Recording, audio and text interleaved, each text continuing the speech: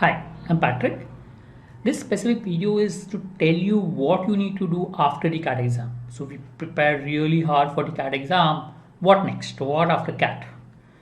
So first thing that you should do technically is to try to find a tentative score. I would not recommend it completely, but there's no harm. A lot of people are curious, so I finished my exam.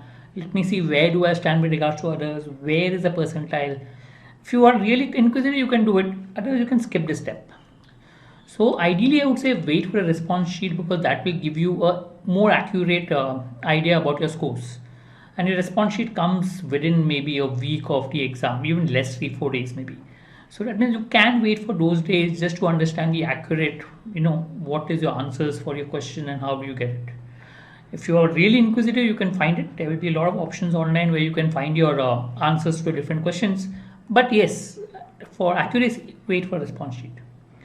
That you can find a tentative score again based on the responses, based on the answers provided online, everything. You can look at how many you attempted, what is the normal accuracy. You can understand your tentative score as such, though it will not be accurate till the response sheet comes, and it will help you decide which colleges you have to apply.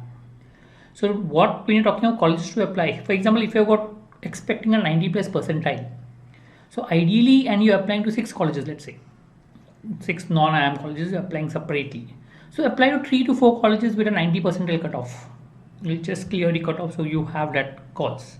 Plus maybe a couple of backup options where the colleges have 80 to 85 percentile cutoff. So always keep 1 or 2 colleges as backup, which are ready to join. There are a lot of colleges, good colleges at different percentiles. Pick up the colleges, apply to them based on whatever you're expecting or wherever you're expecting a call. So be judicious while applying it. Look at applying only after you get your response sheet. There's no colleges that have, the last date before the response sheet comes. MDN and SPJN is gone, even it is gone. So only those colleges are left. Okay, just wait for those colleges. Okay, so look at for applying only after you get response sheet because that will give you very fairly accurate scores of where you this one, and only for those colleges which are before the results. For others, you can wait for your final result to come up, look at your percentile, look at last year cutoff of colleges and accordingly apply. That you can do it after the result. But there are some colleges whose last date is before the result. So in that case, you can apply it, before the result based on your scores and percentile. Next, prepare for PI VAT GD. So if you're expecting a call, okay, or you're sure I'll take admission this year no matter what, then start preparing for PI VAT. Okay, it makes sense.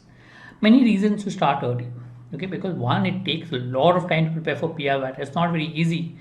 We recommended not to start early before the exam because exam was important, and anyway reading well for exam would anyway help you for your PI VAT. But now that the exam is over, the CAT, the main exam, you can start at least a bit preparing for the PI VAT. Okay, start early helps because a lot of time it takes. Okay. But also, one more thing is sometimes the colleges give you a call and they give you hardly 1 or 2 weeks before the interview dates are. Normally happens for symbiosis based colleges or some of the colleges. So there will be hardly any time to prepare, which means it makes sense to get prepared earlier so that if you get a call, you're prepared for it and you can give the interview. Right? You will be also competing with others who have cleared the written test. Remember, now the competition is slightly higher. Though number of students are less in terms of people who are giving the interviews, but they're all good students. They all cleared the written test. I think they all must be good. So don't be overconfident. Being overconfident during the interview stage, saying that I've cleared the CAT, so I will definitely clear the interview is a wrong notion. So we have seen a lot of people who have scored really high percentile not clearing the calls, but people who look like a borderline case just got a call, cleared the interviews. So it's very important that your interview should go well because that is where you'll be selected or rejected as far as colleges go, right? And also when you prepare for the interview, it's important to differentiate yourself. Remember, everyone looks similar when you apply. What colleges look at is diversity. So prepare yourself and understand whatever you prepare for PI VAT right now will help you for your later in a college in summers and your final placements. So it makes sense to have a proper preparation of PI VAT when you're preparing for it. Be really serious about it. Next, plan for the other exams. Whatever exams you're giving, SNAP, your IFT, your other exam as such, go to the last year paper of those exams.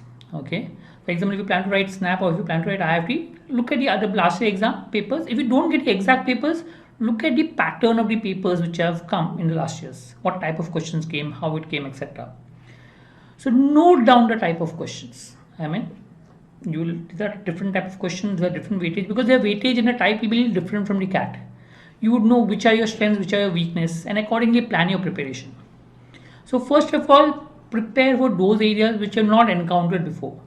For example, if you're looking at ZAT and DM is there, which is completely new, it makes sense to prepare for DM. Same way for IFT, database data interpretation is there, which is not now there in CAT.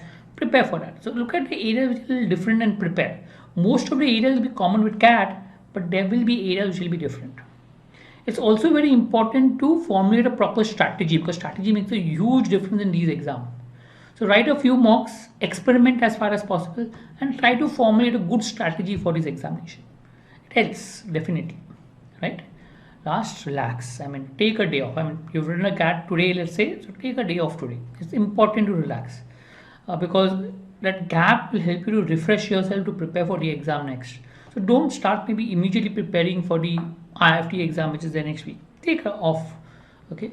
So you have worked hard. It's important to take a break, small break before you start with your next step for the next exam. That's extremely important, right? We have courses which are there for IIT, SNAP, ZAT, GMAT, and PIVAT. You can contact us and we'll guide you accordingly. All the best for all the other exams and for your PIVAT.